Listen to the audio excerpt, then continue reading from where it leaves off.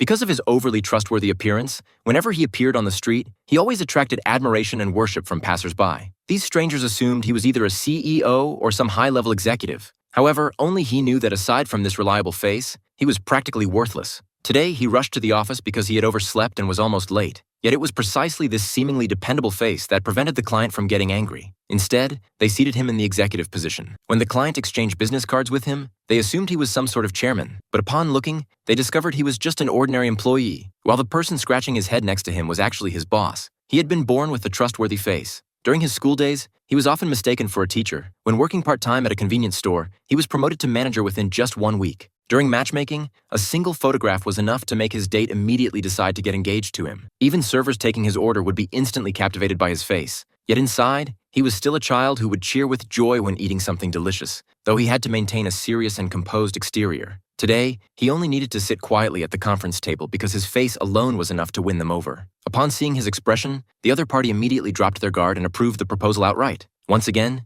he had effortlessly closed a deal. In the evening, wanting to unwind with a drink at a bar, he unexpectedly caught the attention of 2 beautiful women nearby. Based solely on his appearance, they assumed he was a Wall Street elite. Thinking he was analyzing stock charts, they had no idea he was actually scrolling through videos of attractive women, internally praying desperately that these 2 wouldn't approach him because he wasn't at all the type of person they imagined. But seeing him order brandy, they assumed he had sophisticated taste. In reality, brandy was the only drink he recognized. He knew nothing about other alcoholic beverages. Eventually, the 2 women did approach him and bombarded him with professional questions, giving him a complete headache and forcing him to escape to the restroom to complain about his life.